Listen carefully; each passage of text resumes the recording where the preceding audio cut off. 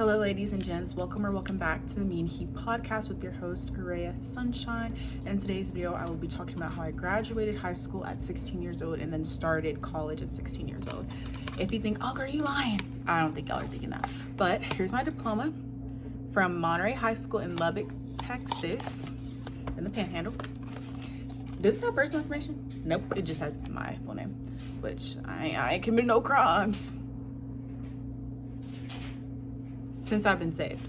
So Araya Sunshine Fitch, May 28th, 2022. I can't even see. Oh, May 28th, 2022. So if you do the math, I'm 18 now. And I finished my sophomore year of college, so I'm going into my junior year of college. On my third college. So I'm not saying that you have to be like me. I'll start off by saying I am going to my third and final college. I did start very young, so just the first thing I'll tell you right now, you're going to make mistakes in college if you do decide to graduate early, or if maybe like you're homeschooled or something like that, because I know that can happen, or if you just have, you were like younger in your class. That was also me as well.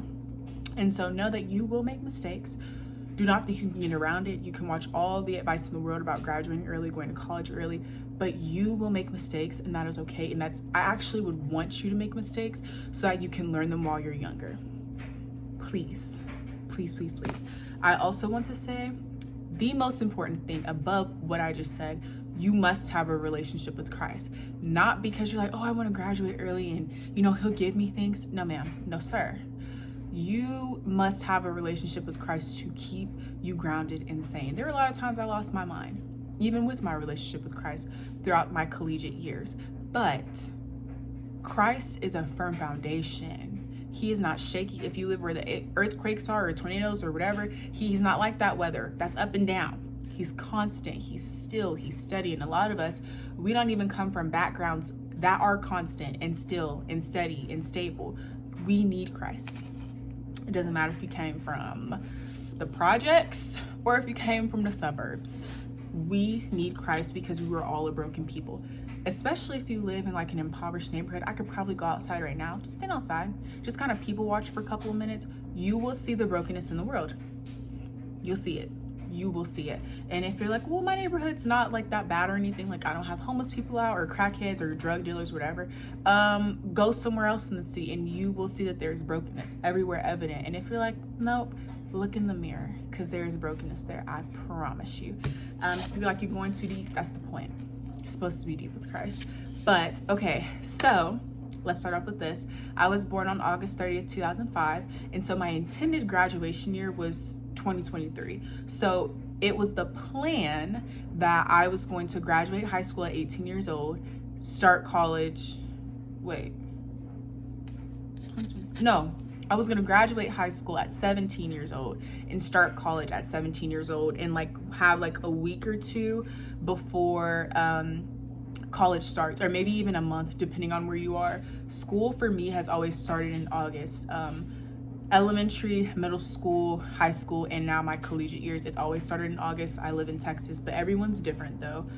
But that was how it's initially going to be. So even if I didn't graduate early, I still was going to be graduating high school at 17, entering college at 17 technically, even though my birthday was going to be kind of close. But I decided to graduate early. I talked about my testimony before. I will share it again in this video. I was going to say ever so briefly, but is anything ever brief with me? No. I do not come from your typical family. I am the oldest of 5 siblings. Most of us have different fathers. And one of us did, like, I don't share a mother with one of my siblings, but I do share a dad with her. Just to give you some background, I'm 18. I have fraternal twin siblings, a boy and a girl who are 16. I have a 9-year-old brother, and then I have 2 3-year-old sisters, but my 3-year-old sisters are not twins. And so I have an interesting background. I've always been used to moving around to different parts of Lubbock, Texas, where I was raised, even though I wasn't born there. I was born in Charlottesville, Virginia. I love Virginia. But I was raised in Lubbock, Texas. I've lived all over the east side of Lubbock, south side of Lubbock, all those things because we were always evicted. Or we would just have to live with family members, which was hard because on our side, me and my siblings never really had our own rooms. It never really felt like we had like space to do anything, besides living with our aunt when we were like really, really young, which shout out to her for that. But also, it's hard also for our family members because they have to take us in and provide for us and do all those things. And so that was the gist of my childhood. On top of this, I talked about a lot of other hard things, like the fact that I was molested when I was younger. The first time I smoked the first time I smoked anything, I was 11. I started drinking when I was like 12. I started being groomed sexually by the time I was 8, and been harassed sexually since then, unfortunately, just by different people. There's a lot in my childhood. I don't have a good relationship with my father. I have not had a good and steady relationship with my father since I was like in elementary. And even then, I wouldn't even say it was good. I would just say it was what it was. That's really the only thing I can say. Also, over the years, domestic violence and things like that have been introduced to my family in various forms of abuse, like verbal, emotional, just all of that stuff. And so I don't come from a peaches and cream type of background, which you will hear at times whenever you look up stories on YouTube about being emancipated specifically, which I'll talk about that a little bit next. But I don't come from that type of background. And so for me, my escape was not home. My escape was not a room that I came home to. And especially because for the most part, like our house would always be infested with different bugs and animals and stuff. And so it was not a safe place for me. My safe place that I ended up finding after years and years of rejecting God was the Bible. And then my actual place was school for a long time. But then as I gave my life to Christ, I started to become very lonely. I would eat lunch in the bathroom stalls. I would ask my mom to come to school so that I could just talk to her for at least like 20 minutes on my lunch break, which I wasn't even supposed to do because we were a closed campus at my high school, but I would still do it because I was so depressed. I was so lonely. I was going through so many suicidal thoughts. Just so much was happening. And I wanted to escape from school. The place that was once my happiest was terrible for me. High school in the latter years was just crazy. I felt like a lot of guys didn't really like me, and if they did like me, we never got past a talking stage.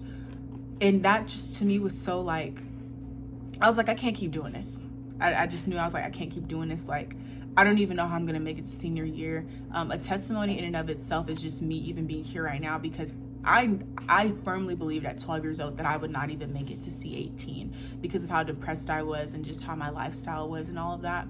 And so I knew that I needed to leave high school as soon as possible and leave for college so that I could move away. So I did have the option of becoming emancipated, but I just did not feel like I was prepared because I didn't even end up getting my license until like 2 or so months ago, because keep in mind I'm 18.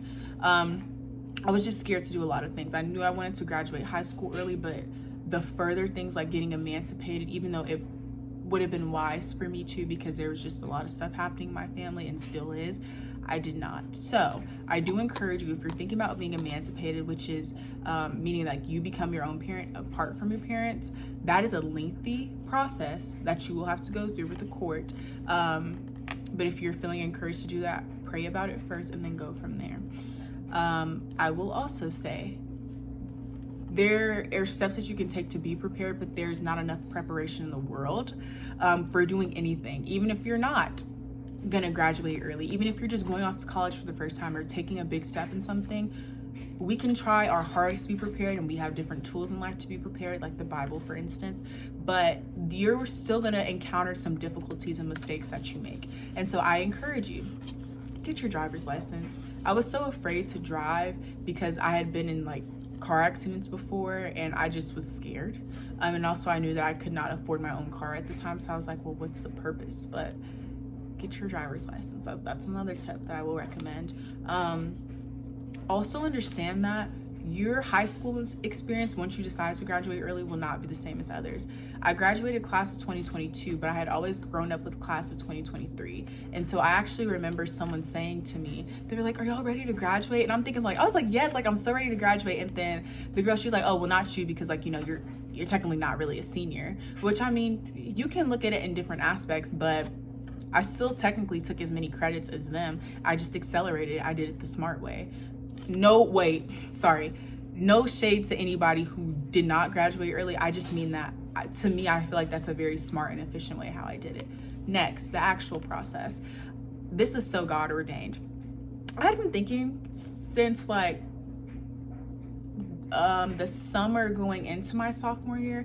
I was like, I want to graduate early, but again, because I was so scared and so timid, I was like, I can't do that. I was like, why would I do that? I'm gonna start college early. Like, this is so crazy. Like, people already don't like me. They think I'm weird. Like, why would I leave school? Like, I feel like that makes me look even more weird, which, child, that thought process don't even make sense in and of itself. But I was so terrified. Then my junior year, shout out to my counselor, Miss, it was something with a B, Brinkley, Miss, right? Kimberly Brinkley. Yes, Miss Brinkley. She's since moved from Monterey, I'm pretty sure. But I signed up because I had like a lot of good credits to be an office assistant. And so we had something called AE, which was like an advisory period for like 15 to 30 minutes in our schedule that was implemented so that we could do schoolwork and homework in a class, or kind of just vibe and chill depending on who your teacher was, so that you can get more work done and kind of just have like a little break throughout the day.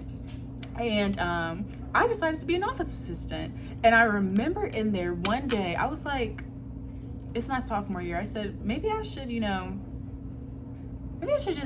ask. Sorry, it wasn't my sophomore year, it was my junior year. Because I was still thinking about that thought from sophomore year of graduating early. And at the time, all I knew of from people graduating early in Lubbock was because they were pregnant.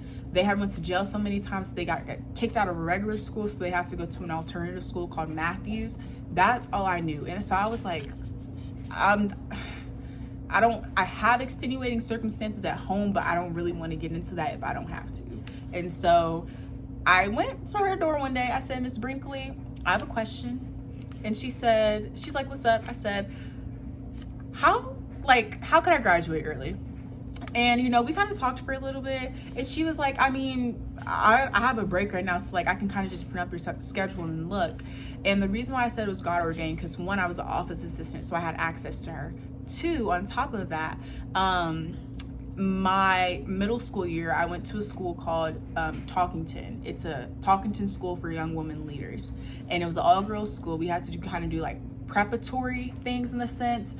We were already taking like pre-AP and AP classes while we were in middle school, and so like if we failed a pre-AP class, we were still technically failing. If like we failed like a D, we still technically had a C because those classes were weighted, and we were already like 10% above the schools around us.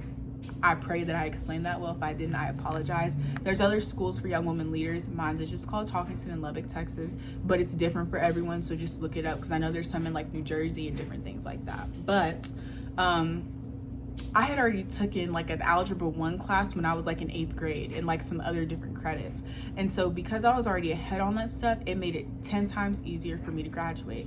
By the time I was in 9th grade, I was already in geometry pre-AP, which thank God COVID came my freshman year, because I was gonna fail the geometry STAR test. I didn't have to take the math EOC because at the time, they've since taken this away in Texas, which I don't really know how I feel with it, because I feel like I got the long end of the stick, not the short end. But there used to be a system where if you scored high enough on your PSAT, you could get barred from like the math STAR. And so I didn't have to take the math STAR freshman year, but I was also gonna have to take biology pre-AP. Woo! I would have failed, to say the least. And also, I had not given my life to Christ yet, so you think I cared about some grades? Child, no, and no again. So anyways, I asked her, and she's like, yeah, like, I mean, you kind of could do it. And then like I was like, okay, can you explain the process more to me? And she's like, yeah, because at the time I was a minor, I would have to get signature from my mother, which she approved, of course, I graduated early. I didn't forge her signature, y'all. I actually did do that in 1st grade one time, and she found out. Anywho, or maybe it was kindergarten. If that's the case, I started off young. But anyways, she brought up like my schedule, my transcript, and all that stuff. I would show it, but it has my personal information, and I'm not gonna lie, I don't feel like blurring it out. But she was like, okay, you have X amount of credits, you need like, I think 26, at least in where I'm at. And so I was like, okay. And she was like, in order to get these classes, you would be taking 8 regular classes a day, but on top of that, you would be taking 2 more online classes. And so I was like, okay, this is definitely something I'm gonna have to think about. And so I prayed on it. I decided, you know what? My mom ended up getting COVID. And so after that, I know that this has nothing like directly to do with it, but I was like, you know what? That could just kind of let me to be like, I'm gonna quit my job. Because at that time I had a job at a pizza place here in Lubbock and like in New Mexico and stuff. It's called Dion's Pizza. It's so tasty, yum, yum, yum. No, seriously though, I wasn't being sarcastic. I love Dion's. But I was like, okay, I need to quit my job because I knew for me personally, I could not have a part-time job and be taking 10 classes. That's crazy because I tried to study a little bit. So like I would have the 8 classes every day, and my schedule was I would wake up at 5 a.m. because I do have, like I said, 5 siblings, but also I have 3 cousins that I'm really close with because our moms are sisters and we live in the same place. And at the time, we literally lived less than a mile from each other. So we would all have to get up early in the morning because my aunt would have to go to work, my mom would have to go to work, and they would switch off days on like who would take this group of kids to elementary, and are you going to group the elementary and high school together because they're close, or are you going to group the middle school and elementary kids because they're close, and then I would have to take the bus. I had to get up early, and I knew I needed to ground myself in the word every morning. So I got up at 5 a.m., spent time with God, got ready, went to my aunt's house to wait. Sometimes we would have to drop off certain kids to their schools because the buses wouldn't always pick them up because our location was like 1 or 2 houses off from the schedule. And so we would have to do that. I'd go to class from 8:15 to 4:15, and then I would rush home because I would have to ride the bus home. So I wouldn't get home till like 5, had to rush and get ready and change into my work outfit to work from like 5:30 to 8 or 8:30. I was so exhausted, and so I decided, you know what, I'm going to quit my job. I told my boss, like, I want to graduate early. I see myself in college. Eli was so supportive, which I'm thankful for, and he didn't make me feel down about that. And then I was like, okay, let's lock in. And so what I did was I utilized my time very wisely. So whenever we had those advisory periods, a lot of kids like would either go to sleep or like skip the halls or whatever, which I used to do that too, I'm not gonna lie to you. But I was in there doing my classwork. If at any point I was done with like photography, because I did pick up photography for yearbook in high school, which I kind of forgot about, I'm not gonna lie to you. But I would pick up like photography and things like that.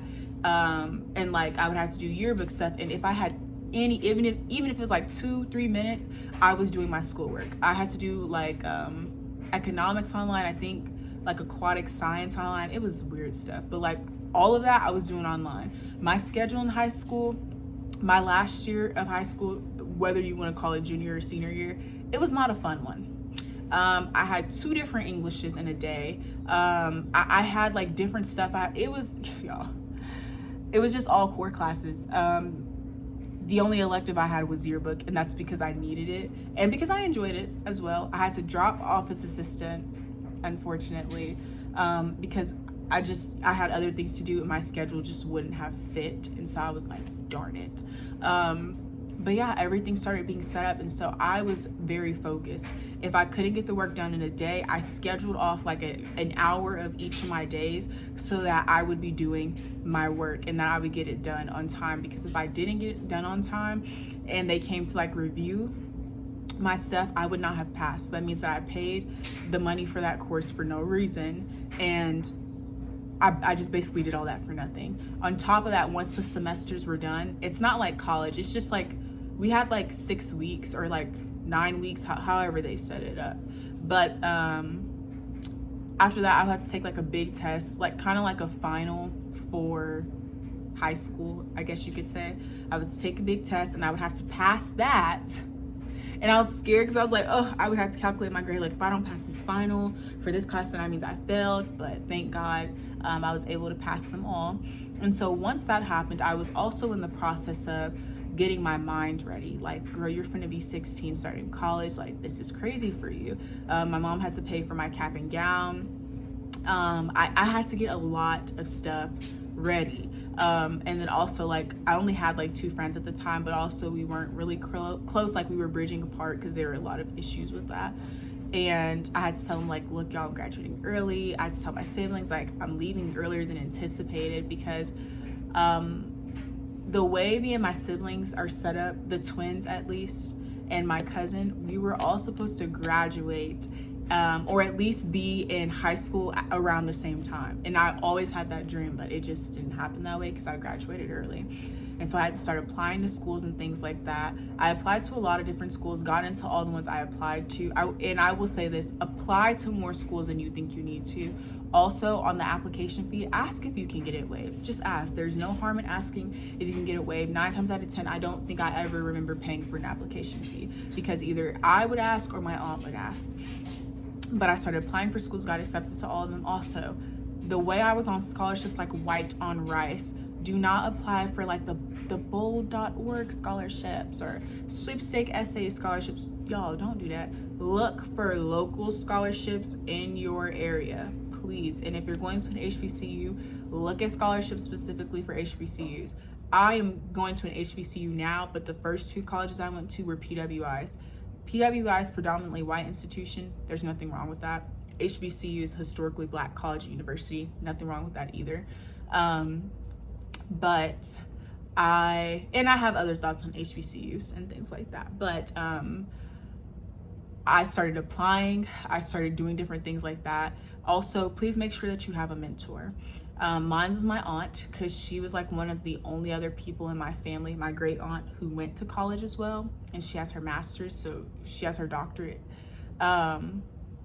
But you need someone that kind of knows the ropes of that. And if you do not have someone who can encourage you to go to college or like different campus visits, please talk to maybe someone at the school, like your high school counselor. If you're in church, which I pray that you are, talk to a pastor. You need someone to be guiding you during this time, because you're young.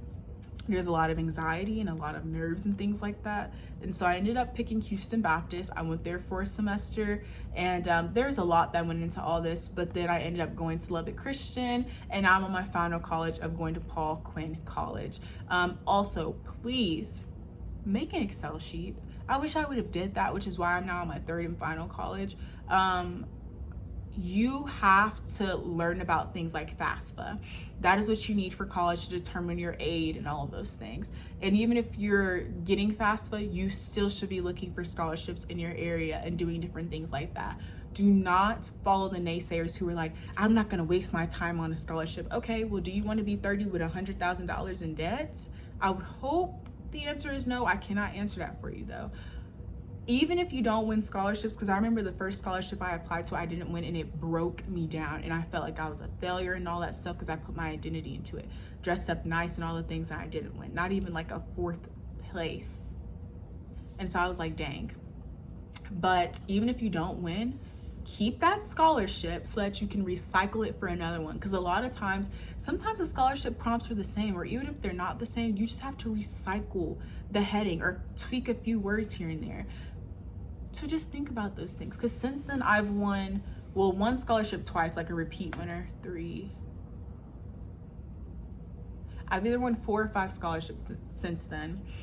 Keep going, keep trying. But yes, make an Excel sheet. I literally just recently, in December of 2023, made an Excel sheet, put all the colleges that you're interested in, maybe even the ones that like you're not super interested in, but like your mom or dad wants you to go to, or like just ones that crossed your mind or something. Put them in an Excel sheet or put them in a Google Doc.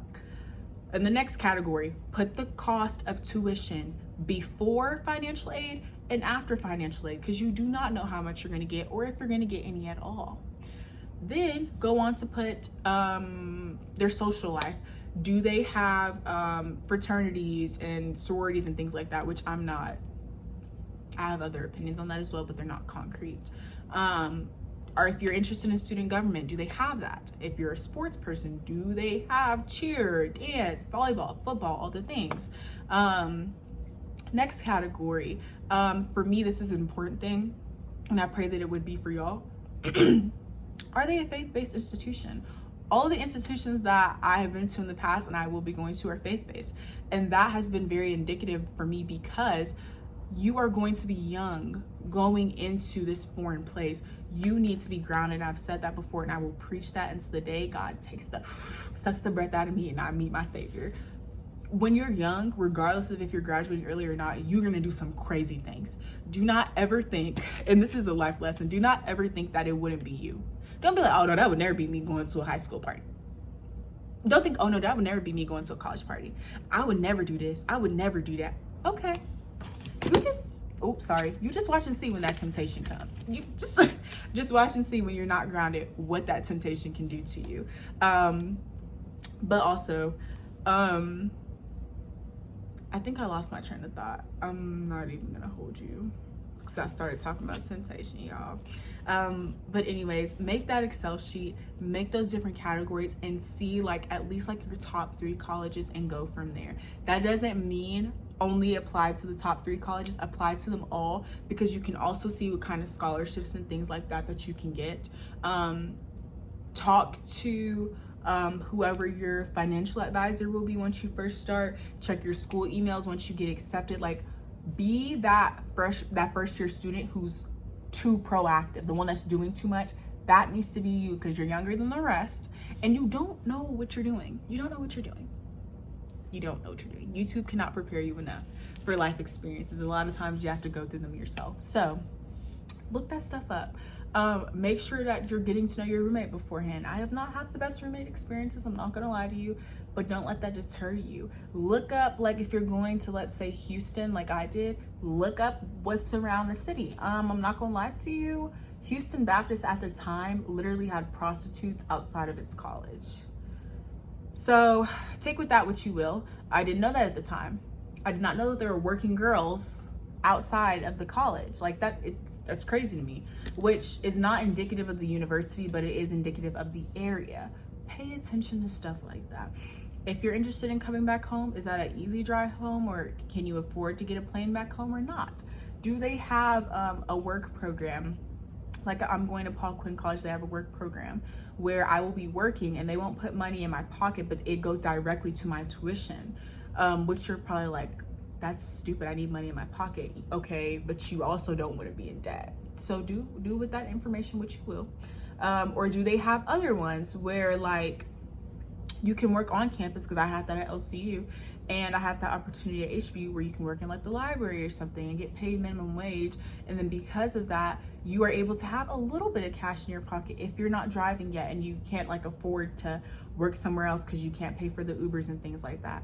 Look at all that stuff. It's so very important.